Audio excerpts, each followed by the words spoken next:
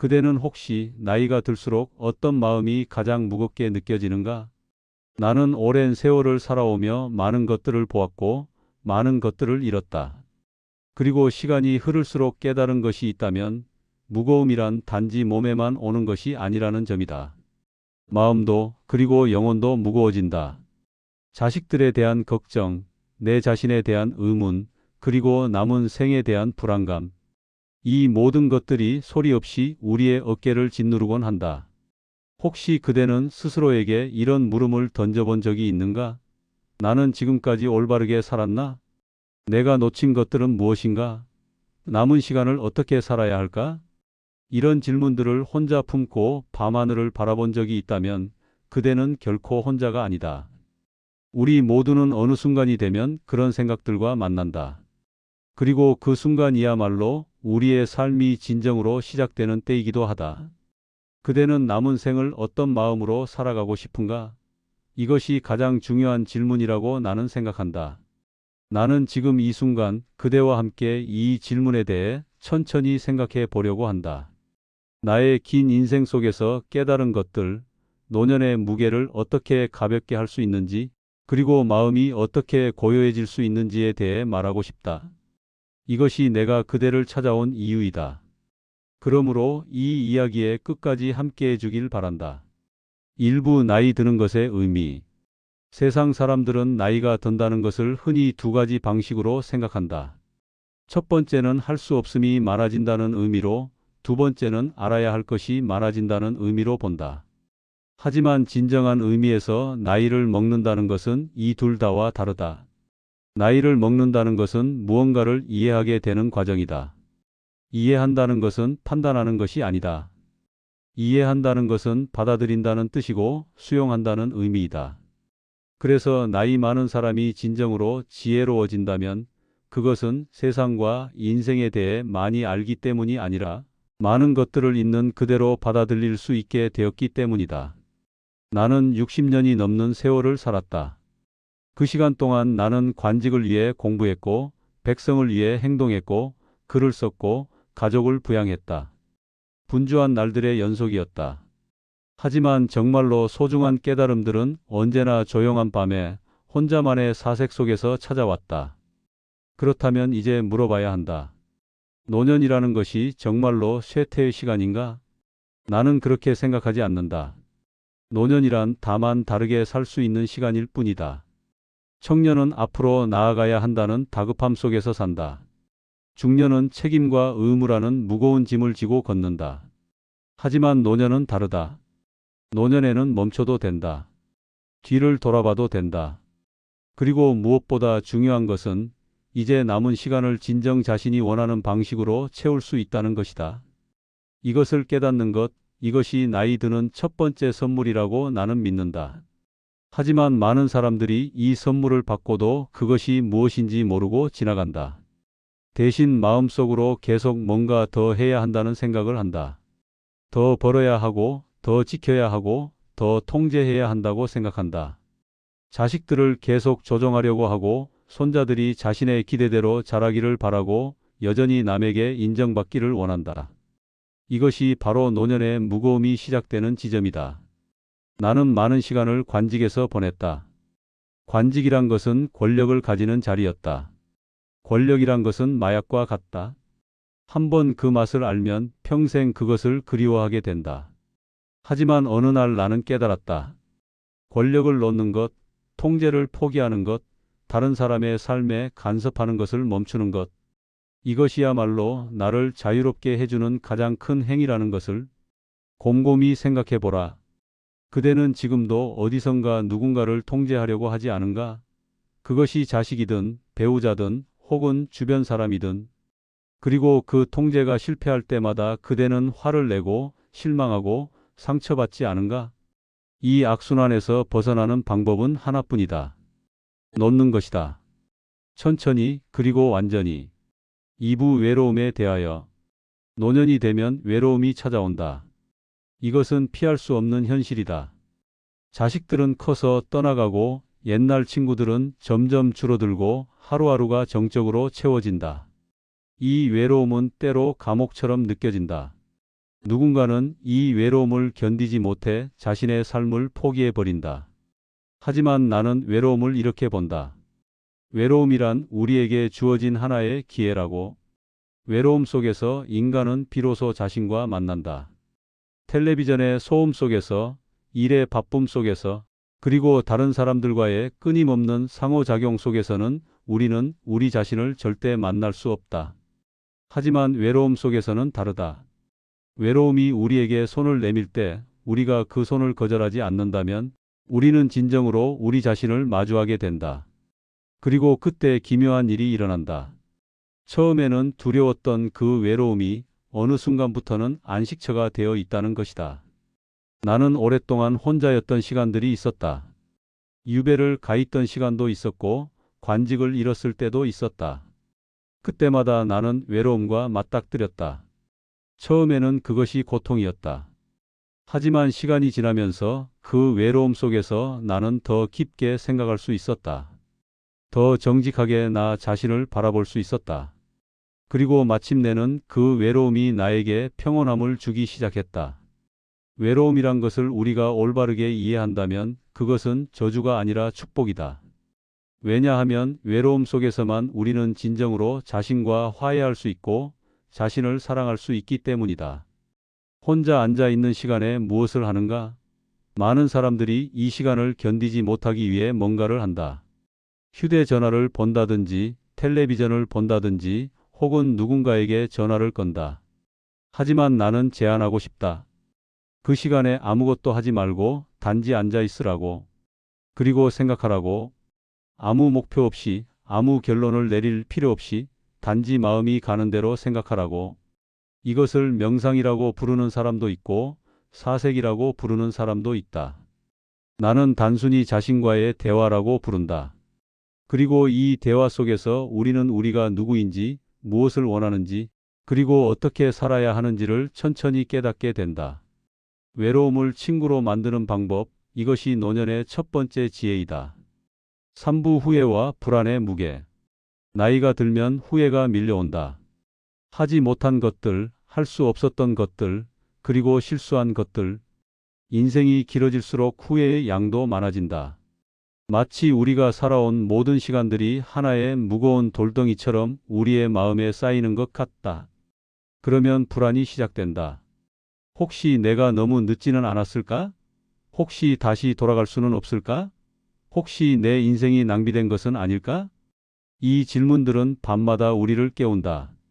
그리고 우리는 그 질문들을 계속 반복한다. 마치 어딘가에 정답이 있을 것처럼. 하지만 잠시 그 질문에 대한 답을 찾을 수 있다고 생각하는가? 나는 오랫동안 후회의 무게 아래 살았다.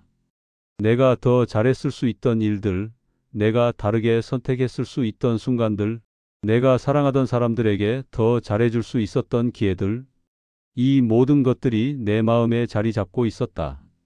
그러던 어느 날 나는 깨달았다. 후회란 것이 사실은 우리의 것이 아니라는 것을. 후회란 현재의 나가 과거의 나를 판단하는 행위일 뿐이다. 하지만 과거의 나는 현재의 나의 눈으로 세상을 본 것이 아니었다. 과거의 나는 과거의 나의 눈으로 세상을 봤고 과거의 나의 능력으로 최선을 다했다. 그렇다면 과거의 나를 비난할 이유가 있는가? 없다. 현재의 내가 할 수 있는 일은 오직 하나이다. 현재의 이 순간을 진심으로 살아가는 것, 지금 이 마음을 소중히 여기는 것, 그리고 남은 시간을 있는 그대로 감사하며 받아들이는 것, 이것을 깨닫는 순간 후회의 무게는 절반 이상 가벼워진다. 왜냐하면 후회란 본래 우리가 현재를 제대로 살지 못할 때만 우리를 괴롭기 때문이기 때문이다. 불안도 마찬가지이다. 불안이란 미래에 대한 두려움이다. 하지만 미래는 아직 오지 않았다. 그렇다면 우리가 지금 불안해할 이유가 있는가? 남은 시간이 얼마나 될지 모른다는 것. 이것이 바로 우리가 느껴야 할 유일한 현실이다. 그리고 이 현실을 진심으로 받아들일 때 우리는 역설적으로 가장 평온해진다. 왜냐하면 남은 시간이 불확실하다는 것은 우리가 지금 이 순간을 더욱 소중히 여겨야 한다는 뜻이기 때문이다. 곰곰이 생각해보라. 혹시 지금 이 순간이 그대가 남은 인생에서 가장 젊은 순간은 아닐까? 사부 자녀와의 관계, 거리와 사랑. 자식을 낳는 것은 인생에서 가장 큰 사랑의 행위이다. 하지만 자식을 키우는 것은 인생에서 가장 복잡한 관계의 여정이기도 하다. 우리는 자식을 위해 모든 것을 포기한다. 시간을 포기하고, 꿈을 포기하고, 때로는 우리 자신까지도 포기한다. 그리고 우리는 그것이 사랑이라고 믿는다. 하지만 진정한 사랑은 과연 이런 식일까? 자식이 자라면서 어느 순간 우리는 깨닫게 된다. 자식이 우리의 것이 아니라는 것. 자식은 우리를 통해 이 세상에 왔지만 자식은 우리의 소유물이 아니라는 것이다. 자식은 독립된 하나의 인간이고 자기 자신의 인생을 살아야 하는 존재라는 것. 이것을 깨닫는 것이 부모가 되는 여정의 가장 중요한 순간이다. 내가 자식들에게 했던 가장 큰 사랑은 그들을 방치한 것이 아니었다. 또한 그들을 철저히 통제한 것도 아니었다. 가장 큰 사랑은 그들의 손을 놓아준 것이었다. 천천히 그리고 단계적으로. 자식을 사랑하는 방법은 많다. 물질을 주는 것, 조언을 하는 것, 길을 만들어주는 것. 하지만 이것들은 모두 조건부의 사랑이다. 이런 사랑들은 예상과 기대를 포함한다. 내가 이 정도를 했으니 너는 최소한 이 정도는 해야지라는 암묵적인 계약을 포함한다. 진정한 사랑은 조건이 없다. 진정한 사랑은 상대방의 삶을 있는 그대로 받아들이고 그들이 스스로 선택한 길을 응원하는 것이다. 설령 그 길이 우리가 원하던 길이 아니더라도 노년이 되면 우리는 자식들과의 관계에서 새로운 단계에 진입하게 된다. 더 이상 우리는 자식들의 인생을 이끌어야 할 책임이 없다. 대신 우리는 그들과 어른 대 어른으로 만날 수 있게 된다. 이 단계에서 중요한 것은 무엇인가? 그것은 거리이다. 건강한 거리. 잘못된 거리는 냉정함이다. 하지만 올바른 거리는 존중이다. 자식을 존중한다는 것은 그들의 선택을 받아들인다는 뜻이고 그들의 삶에 불필요하게 간섭하지 않는다는 뜻이다. 이 거리 속에서 역설적이게도 더욱 깊은 사랑이 자라난다. 왜냐하면 우리가 간섭하지 않을 때 자식들은 우리를 친구로 여기기 시작하기 때문이다. 부모의 역할을 벗어났을 때 우리는 비로소 그들의 진정한 조언자가 될 수 있게 된다. 많은 노년의 분들이 자식들에게 버림받았다고 느낀다. 자식들이 연락이 없다고 자주 오지 않는다고 한탄한다. 하지만 나는 이렇게 말하고 싶다. 혹시 그 불신임이 우리가 자식들에게 기대했던 것들이 채워지지 않아서는 아닐까? 자식들이 우리에게 자주 연락하지 않는 것이 혹은 자주 오지 않는 것이 잘못이 아니라 우리가 자식들에게 과도한 기대를 했던 것은 아닐까? 이것을 냉정하게 바라볼 수 있을 때 우리는 자식들의 선택을 이해할 수 있게 된다. 그리고 이해할 수 있을 때 우리는 비로소 그들을 받아들일 수 있게 된다. 자식에게 해줄 수 있는 가장 큰 선물이 무엇인지 아는가? 그것은 우리가 괜찮다는 것을 보여주는 것이다. 우리가 혼자라도 우리의 삶을 의미 있게 살아갈 수 있다는 것을 보여주는 것. 우리가 우리의 행복을 우리 스스로 책임질 수 있다는 것을 보여주는 것. 이것이 부모가 할 수 있는 가장 큰 사랑이다. 오부 말보다 삶의 태도. 우리는 말을 너무 많이 한다. 특히 나이가 들면 우리는 더욱 많이 말한다. 왜냐하면 우리가 경험한 것이 많다고 생각하기 때문이고 따라서 우리가 할 말도 많다고 생각하기 때문이다. 하지만 여기 역설이 있다. 우리가 말을 많이 할수록 사람들은 우리의 말을 듣지 않는다. 진정한 교육은 말에서 오지 않는다. 진정한 교육은 삶에서 온다. 우리가 어떻게 살아가는지를 보는 것, 어떤 태도로 어려움을 마주하는지를 보는 것, 그리고 어떤 방식으로 다른 사람들을 대하는지를 보는 것, 이것들이 모두 교육이다. 내가 자식들에게 가장 강력하게 가르친 것은 내 말이 아니라 내 삶이었다. 나는 많은 어려움을 겪었다. 유배를 가기도 했고, 관직을 잃기도 했고, 친구들에게 배신을 당하기도 했다. 하지만 나는 이 모든 일들에 어떻게 대처했는가? 나는 한탄하지 않았다. 나는 분노하지 않았다. 대신 나는 그 모든 것을 배움의 기회로 삼았다. 그리고 나는 내 자신을 돌볼 책임을 놓지 않았다. 식사를 거르지 않았고, 마음을 버리지 않았고, 공부를 계속했다. 자식들이 이것을 봤다. 그리고 그들은 말로 배운 것이 아니라 내 행동으로부터 배웠다. 어려움에도 불구하고 어떻게 품위를 지킬 수 있는지를 배웠고 어떻게 절망하지 않을 수 있는지를 배웠다. 이제 나이가 들었을 때 자식들과 손자들에게 우리가 할 수 있는 가장 강력한 가르침이 무엇인가? 그것은 우리가 나이를 먹는 방식이다. 우리가 나이를 먹으면서 어떻게 행복할 수 있는지를 보여주는 것, 우리가 어떻게 여전히 호기심을 유지할 수 있는지를 보여주는 것, 우리가 어떻게 다른 사람들을 대할 수 있는지를 보여주는 것, 이것들이 바로 우리가 할 수 있는 가장 큰 교육이다. 곰곰이 생각해 보라. 자신의 나이 많은 부모님을 보면서 무엇을 배웠는가? 그들의 말이었는가? 아니면 그들의 삶의 태도였는가? 대부분의 사람들은 말이 아니라 태도로 배웠다고 대답할 것이다. 그렇다면 이제 우리는 어떤 태도를 보여줄 것인가? 원망적인 태도인가? 아니면 감사하는 태도인가? 닫혀있는 태도인가? 아니면 열려있는 태도인가? 이 선택이 바로 우리가 할 수 있는 가장 중요한 선택이다. 육부 노년의 기쁨. 많은 사람들이 노년을 잃어버린 시간이라고 본다. 할 수 있는 것도 없고 할 수도 없고 단지 매일을 무사히 보내는 것이 목표인 시간이라고 본다. 하지만 내 경험은 다르다. 노년이 되면 우리는 큰 기쁨에는 도달할 수 없다. 맞다. 우리는 더 이상 승진의 기쁨을 느끼지 않을 것이고 새로운 도전의 짜릿함을 느끼지 못할 것이다. 우리는 이미 그 시절을 지났다. 하지만 그렇기 때문에 우리는 작은 기쁨에 눈을 뜰 수 있게 된다.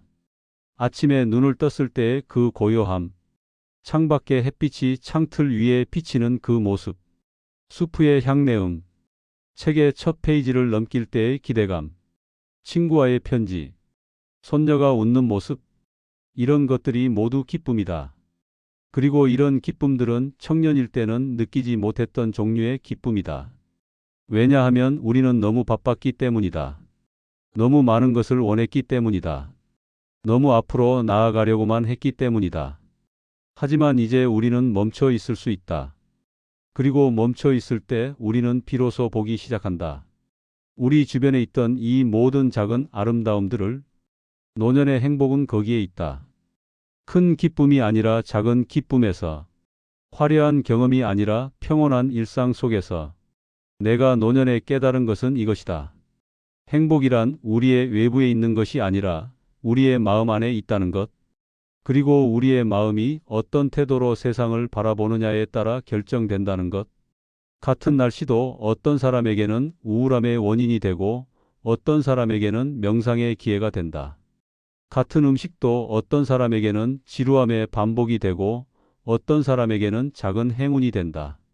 차이는 날씨에 있지 않고 음식에 있지 않다. 차이는 그것을 받아들이는 마음에 있다. 그래서 나는 이렇게 말하고 싶다. 노년의 행복을 위해 우리가 해야 할 일은 새로운 것을 하나 더 추가하는 것이 아니다. 대신 우리가 해야 할 일은 마음속의 관점을 바꾸는 것이다. 우리가 이미 가진 것들을 다시 보라. 그리고 감사하라. 7부 마음 습관 10가지. 지금부터 나는 내가 노년을 살아가면서 깨달은 마음의 습관들을 이야기하려고 한다. 이것들은 학문이 아니다. 행동이다.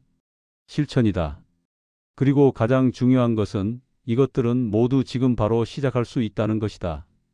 첫 번째 습관 아침을 모다. 매일 아침 일찍 일어나는 습관이다.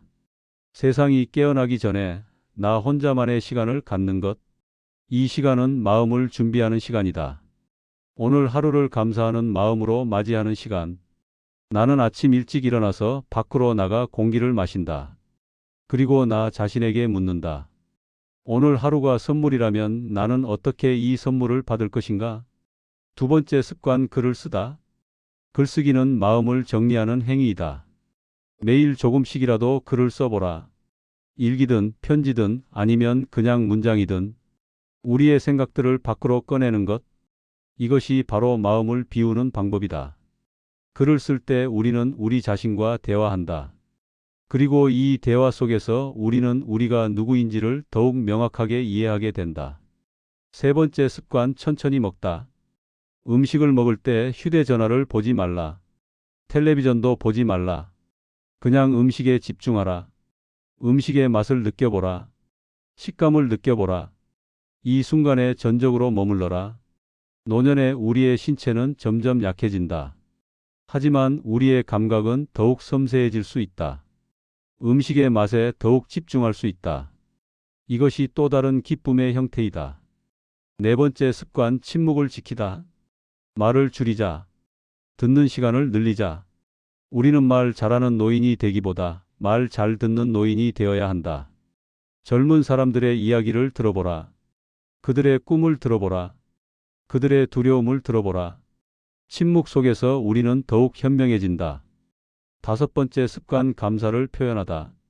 누군가를 만났을 때 감사를 말하라. 여로운 사람이 있다면 그들에게 연락하라. 짧은 메시지라도 좋다. 너를 생각했어. 고마워라는 말들. 이런 표현들이 쌓일 때 우리의 관계는 따뜻해진다. 감사를 표현하는 행위는 우리 자신의 마음도 바꾼다. 매일 누군가에게 감사할 것을 찾으면 우리의 삶은 자연스럽게 감사로 가득 찬다. 여섯 번째 습관, 신체를 움직이다. 노년이 되면 우리의 신체는 더욱 부지런한 관리가 필요하다. 하지만 이것을 의무로 생각하지 말라. 산책을 하라. 정원을 가꾸라. 요리를 하라. 이런 활동들이 모두 신체 운동이다. 움직임이 있을 때 우리의 마음도 움직이기 시작한다. 일곱 번째 습관, 자연과 함께 하다. 자연은 우리의 가장 좋은 스승이다. 날씨를 관찰하고 계절의 변화를 느껴보고 새들의 울음을 들어보라. 자연은 그것이 하는 대로 존재한다. 그리고 우리도 그럴 수 있다는 것을 보여준다. 여덟 번째 습관, 한 가지에 집중하다. 우리의 마음이 여러 곳으로 흩어지지 않도록 하자. 차를 마실 때는 차에만 집중하고 책을 읽을 때는 책에만 집중하자. 이런 집중력은 마음을 정화한다. 아홉 번째 습관, 과거를 놓다. 과거를 회상하는 것은 좋다. 하지만 과거에 붙잡혀 있는 것은 좋지 않다. 과거를 이야기할 때는 마치 다른 사람의 이야기를 하듯이 담담하게 이야기하자. 과거는 우리가 배워야 할 스승이지 우리가 붙잡아야 할 대상이 아니다. 열 번째 습관, 현재를 소중히 여기다. 가장 중요한 습관은 이것이다. 지금 이 순간을 소중히 여기는 것. 다음 순간을 기다리지 말고 지난 순간을 아쉬워하지 말고 이 순간에 전적으로 존재하는 것. 우리가 이렇게 할 수 있을 때 노년은 더 이상 기다림의 시간이 아니라 실현의 시간이 된다. 팔부 관계에서의 거리와 품위. 인간관계는 우리 인생에서 가장 복잡한 부분이다. 그리고 노년에도 이는 변하지 않는다. 오히려 더욱 복잡해질 수 있다. 왜냐하면 우리는 더 오래 다른 사람들과 상호작용해왔기 때문이고 우리의 상처들도 더 많이 쌓여 있기 때문이다. 하지만 노년이 되면 우리는 관계를 다시 생각해 볼 기회를 얻는다. 어떤 관계가 정말로 필요한지, 어떤 관계에서 손을 놓아야 하는지를. 내가 나이를 먹으면서 깨달은 것은 좋은 관계란 친밀한 관계가 아니라 건강한 관계라는 것이다. 그리고 건강한 관계는 적절한 거리에서만 형성된다. 너무 가까우면 질식한다. 그리고 너무 멀면 무시받는다. 그 중간 어디선가 서로를 존중하면서도 서로의 자유를 인정하는 거리가 있다. 이것이 바로 건강한 거리이다. 배우자와의 관계도 마찬가지이다. 오랫동안 함께 산 부부들은 때로 하나가 되어야 한다고 생각한다. 하지만 나는 다르게 본다. 좋은 부부 관계란 함께 하면서도 각자의 독립성을 유지하는 관계이다. 공간을 주어라. 때로는 침묵 속에 함께 있는 것도 아름답다. 그리고 때로는 따로 있는 시간도 필요하다. 친구 관계에서도 마찬가지이다. 친구를 계속 만나야 한다는 의무감에서 벗어나라. 때로는 오랜 시간이 지난 후에 연락해도 된다. 그리고 그렇게 할 수 있는 친구 관계가 진정한 친구 관계이다. 그리고 가장 중요한 것은 품위이다. 노년에 우리가 유지해야 할 가장 큰 자산은 품위이다. 이는 부를 의미하는 것이 아니다. 품위란 우리가 다른 사람을 대하는 방식에서 나오는 것이다. 누군가가 우리를 무시했다고 해서 그 사람을 원망하지 말라. 누군가가 우리의 도움을 거절했다고 해서 상처받지 말라.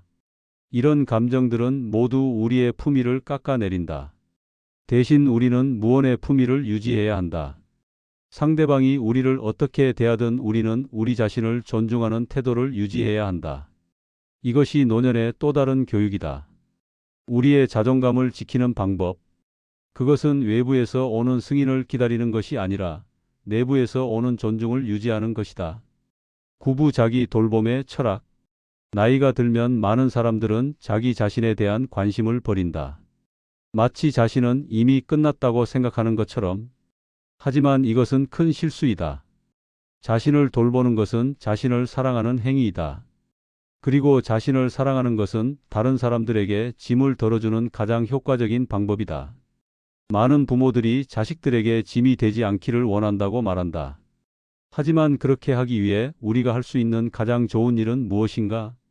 그것은 우리 자신을 건강하게 유지하는 것이다. 신체적으로 건강하고 정신적으로 안정적인 노인이 되려고 노력하는 것. 이것이 자식들에게 주는 최고의 선물이다. 왜냐하면 그렇게 할 때 자식들은 우리를 걱정하지 않아도 되기 때문이다. 식사를 제때에 하라. 의사의 진찰을 받아라. 약을 제때에 챙겨라. 우리의 신체가 필요로 하는 것들을 거절하지 말라. 이것이 실은 자신을 버리는 것이 아니라 자신을 사랑하는 행위이다. 그리고 정신적인 부분도 마찬가지이다. 우리의 마음을 돌보라. 우울함을 느낀다면 그것을 인정하라. 외로움을 느낀다면 그것을 부끄러워하지 말라. 그리고 필요하다면 도움을 청하라. 마음이 건강한 노인이 되는 것도 역시 아름다운 일이다. 자기 돌봄은 사치가 아니다. 자기 돌봄은 책임이다. 우리가 우리 자신에 대해 져야 할 책임, 그리고 우리 주변 사람들에 대해 져야 할 책임. 10부시간의 의미. 노년이 되면 시간에 대한 우리의 관계가 변한다. 청년일 때 시간은 무한해 보인다. 우리는 미루고 미룬다. 내일 해도 된다고 생각한다. 내년에 해도 된다고 생각한다. 하지만 노년에는 이것이 불가능해진다. 우리는 시간이 유한하다는 것을 알게 된다. 그리고 우리 앞에 남은 시간의 양이 얼마나 되는지는 확실하지 않다는 것도 알게 된다. 이것이 과거에는 공포였다면 지금은 어떻게 생각하는가? 나는 이 유한성이 사실 우리에게 주는 큰 선물이라고 생각한다.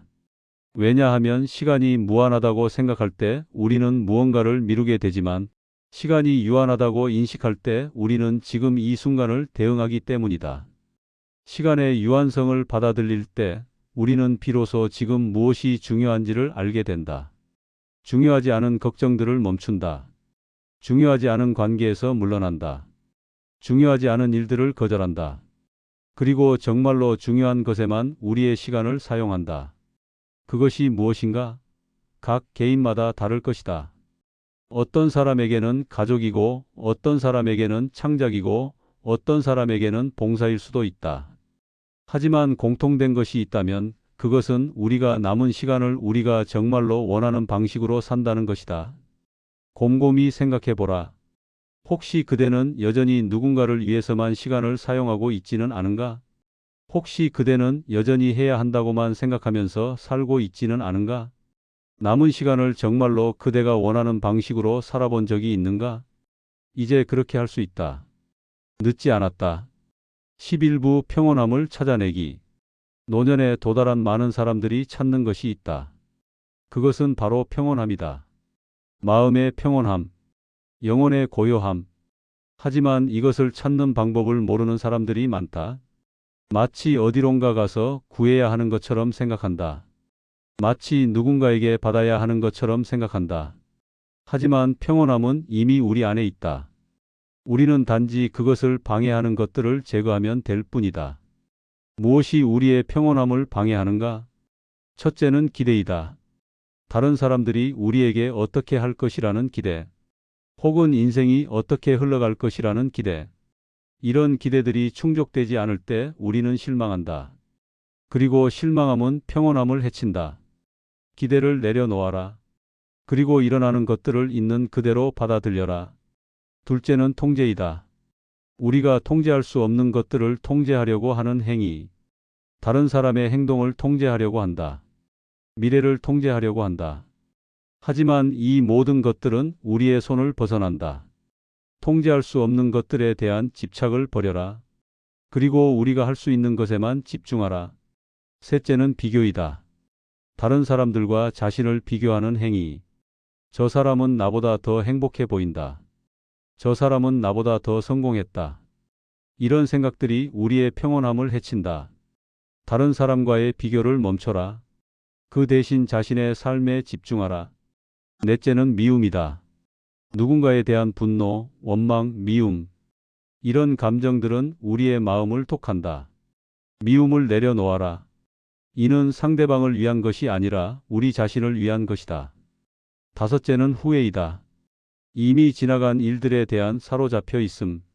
내가 다르게 했을 수도 있었는데, 내가 다르게 선택했을 수도 있었는데 하는 생각들.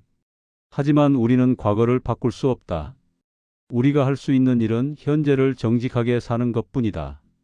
이 다섯 가지를 놓을 수 있을 때 평온함은 자연스럽게 들어온다. 마치 갇힌 새를 풀어줄 때 새가 하늘로 날아가듯이. 그리고 평온함 속에서 우리는 비로소 진정한 아름다움을 본다. 우리 주변에 항상 있었지만 우리가 보지 못했던 그 아름다움들을.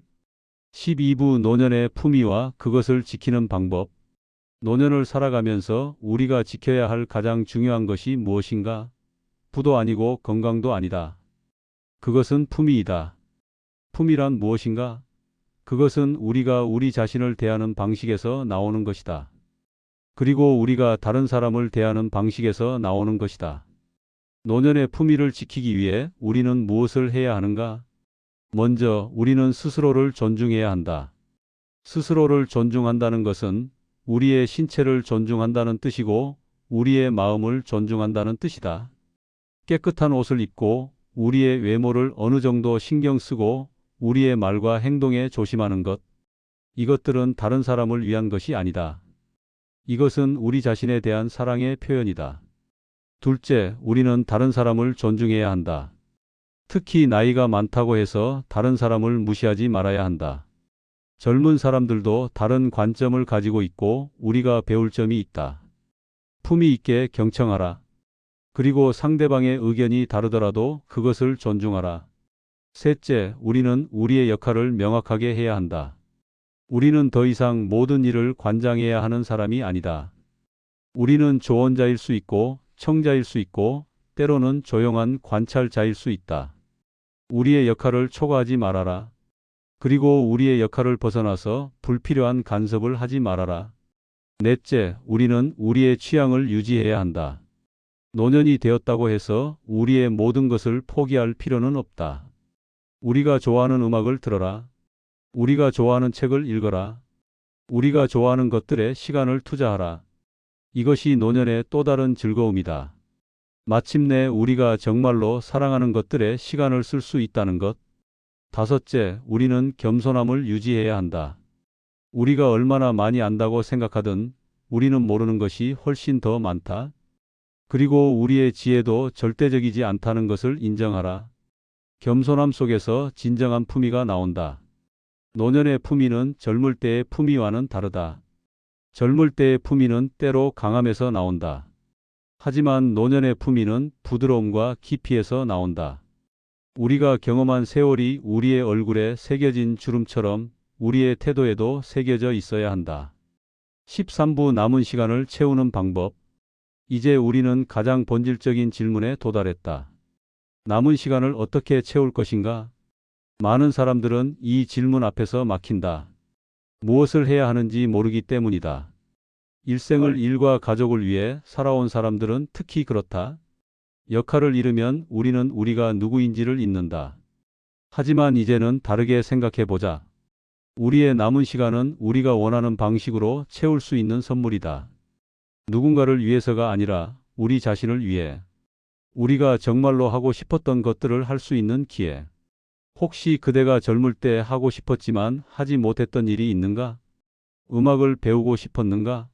그렇다면 지금 배워라. 글을 쓰고 싶었는가? 그렇다면 지금 써라. 여행을 하고 싶었는가? 그렇다면 지금 떠나라. 누군가의 말을 더 깊게 들어주고 싶었는가? 그렇다면 지금 그렇게 하라. 시간이 없다는 이유로 포기하지 말라. 우리가 생각하는 것보다 우리는 충분한 시간을 가지고 있을 수도 있다. 그리고 설령 시간이 적다면 그 적은 시간을 더욱 소중하게 써야 하지 않는가? 하지만 동시에 우리는 현실적이어야 한다. 신체의 제약이 있을 수 있다. 경제적인 제약이 있을 수도 있다. 그렇다면 그 안에서 우리가 할 수 있는 것을 찾아보자. 바깥에 나갈 수 없다면 창밖을 바라보라. 그것도 아름다운 명상이다. 여행을 갈 돈이 없다면 책으로 여행하라. 책도 또 다른 세계로 이끌어준다. 음악을 배울 형편이 안 된다면 좋은 음악을 들어라. 그것도 영혼을 풍요롭게 한다. 항상 방법은 있다. 우리가 원하기만 한다면. 그리고 가장 중요한 것은 우리의 시간이 누군가에게 도움이 되도록 하는 것이다. 이것이 반드시 큰 일일 필요는 없다. 작은 일이어도 된다. 이웃을 도울 수도 있고, 손주들의 이야기를 들어줄 수도 있고, 우리의 지혜를 필요로 하는 누군가를 도울 수도 있다. 우리가 남은 시간을 의미 있게 쓸 수 있을 때, 우리의 노년은 더 이상 기다림의 시간이 아니라 실현의 시간이 된다. 14부 죽음과의 화해. 모든 인생 이야기에는 끝이 있다. 그리고 우리는 그 끝에 가까워지고 있다는 것을 안다. 많은 사람들이 이 주제를 꺼린다. 죽음에 대해 이야기하는 것 자체를 불운하다고 생각한다. 하지만 나는 다르게 본다. 죽음과 화해하는 것이야말로 우리가 진정으로 삶을 사랑할 수 있게 해주는 가장 중요한 단계라고 본다. 죽음을 두려워하는 이유가 무엇인가? 첫째는 고통이다. 죽음 자체가 고통스러울 것 같은 공포. 하지만 이 공포의 대부분은 상상에서 나온다. 실제 순간에는 우리가 생각하는 것보다 우리의 신체가 자연스럽게 대응한다. 둘째는 미완성이다. 우리가 하지 못한 일들, 말하지 못한 말들, 전하지 못한 사랑들, 이런 것들이 미완성으로 남겨질 것에 대한 두려움. 셋째는 무의미함이다. 만약 어차피 죽음이 모든 것을 끝낸다면 우리의 인생이 의미가 있을까 하는 의문. 하지만 나는 이렇게 생각한다. 죽음이 있기 때문에 우리의 인생이 의미가 있는 것이다. 만약 우리가 영원히 산다면 우리는 무엇을 하겠는가? 언제나 미룰 것이다. 내일 해도 된다고 생각할 것이다. 하지만 우리가 유한하다는 것을 안다면 우리는 지금 이 순간을 소중하게 여기게 된다. 죽음과 화해한다는 것은 죽음을 환영한다는 뜻이 아니다. 그것은 죽음을 받아들인다는 뜻이다. 죽음이 우리 인생의 일부라는 것을 인정하고 그렇기 때문에 우리의 삶을 더욱 소중하게 여기는 것. 이를 위해 우리는 무엇을 할 수 있는가? 첫째, 우리의 미완성을 완성하려고 노력하자. 할 수 없는 큰 것들은 아니더라도 할 수 있는 작은 것들이라도 연락하고 싶은 사람에게 연락하고 말해주고 싶은 말을 말해주고 용서해주고 싶은 사람을 용서하자. 둘째, 우리의 삶을 정리하자. 우리가 남기고 싶은 것이 있다면 그것을 남기고 정리해야 할 일이 있다면 그것을 정리하자. 이는 부담이 아니라 해방이다. 셋째, 우리의 죽음 이후의 일에 대해 생각해보자. 우리의 장래, 우리의 유산, 우리의 기억, 이런 것들을 생각하는 것은 낭만적이지 않을 수도 있지만 매우 현명한 일이다. 그리고 가장 중요한 것은 우리가 죽음을 두려워하지 않을 때 우리는 비로소 진정으로 살 수 있다는 것이다. 후반부 깊고 긴 마무리. 이제 우리의 여정이 거의 끝나가고 있다. 지금까지 우리가 함께 생각해 본 것들을 다시 한번 모아보자. 노년의 무게를 덜어내는 것. 이것이 우리가 시작했던 질문이었다. 그리고 지금 우리는 알고 있다. 그 무게를 덜어내는 방법이 무엇인지를. 그것은 기대를 내려놓는 것이고 통제를 포기하는 것이고 과거를 놓는 것이다. 그리고 동시에 현재를 소중하게 여기고 우리 자신을 사랑하고 다른 사람들을 존중하는 것이다. 이것들은 모두 우리 안에 이미 있는 능력이다. 우리는 단지 그것들을 깨워야 할 뿐이다. 노년은 쇠퇴의 시간이 아니다. 노년은 성숙의 시간이다. 우리의 삶의 모든 경험들이 우리를 어디로 이끌어 왔는지를 이해하는 시간이다. 그리고 이해할 때 우리는 비로소 용서할 수 있게 된다. 우리 자신을 용서하고 다른 사람을 용서하고 인생 자체를 용서하게 된다. 이 용서 속에서 평온함이 자라난다. 그리고 이 평온함이 바로 노년의 가장 큰 선물이다. 혹시 그대는 지금도 여전히 무언가를 기대하고 있지는 않은가? 자식들이 자신을 더 잘 대해주기를 기대하고 있지는 않은가? 혹은 자신의 인생이 다르게 흘러갔기를 기대하고 있지는 않은가? 그것을 내려놓으라고 나는 다시 한번 말하고 싶다. 그리고 그 자리에 감사를 채우라고. 우리가 가진 것에 대한 감사. 우리가 겪은 일에 대한 감사. 그리고 우리가 여전히 살아있다는 사실 자체에 대한 감사. 노년의 삶이란 결국 감사의 삶이다. 우리는 매일 아침 눈을 뜰 때 감사해야 한다. 또 한 번의 아침을 맞이했다는 것에. 우리는 몇 끼 음식을 먹을 때 감사해야 한다. 우리의 신체가 여전히 이를 소화할 수 있다는 것에. 우리는 밤하늘의 별을 볼 때 감사해야 한다. 우리의 눈이 여전히 이를 볼 수 있다는 것에. 이런 작은 감사들이 모여서 우리의 노년을 아름답게 만든다. 그리고 우리가 이렇게 감사하며 살 때 우리의 주변 사람들도 우리로부터 그것을 배운다. 우리의 자식들도, 우리의 손자들도, 우리의 친구들도. 그들은 우리가 나이를 먹는 방식을 본다. 그리고 그것으로부터 배운다. 이것이 바로 우리가 할 수 있는 가장 위대한 교육이다. 말이 아니라 우리의 삶으로 보여주는 교육. 나는 이제 마지막으로 그대에게 말하고 싶다. 마지막 말씀 따뜻한 위로. 그대의 남은 생은 충분히 아름답다. 혹시 그대가 그동안 실수했다고 해도, 혹시 그대가 누군가를 상처 주었다고 해도, 혹시 그대의 인생이 계획대로 흘러가지 않았다고 해도, 그렇더라도 그대의 남은 생은 여전히 아름다울 수 있다. 왜냐하면 이제 그대는 다른 방식으로 살 수 있기 때문이다. 그대는 다른 방식으로 사랑할 수 있고, 다른 방식으로 기여할 수 있고, 다른 방식으로 의미를 찾을 수 있기 때문이다. 나이라는 것이 우리에게서 모든 것을 빼앗아가는 것만은 아니다. 나이는 또한 많은 것을 더해준다. 지혜를 더해주고, 동정심을 더해주고, 그리고 무엇보다 우리가 지금 이 순간을 소중하게 여길 수 있게 해준다. 우리가 청년일 때는 우리 앞에 무한한 시간이 있다고 생각했다. 그래서 우리는 현재를 소홀히 했다. 미래를 위해 현재를 희생했다. 하지만 지금 우리는 안다.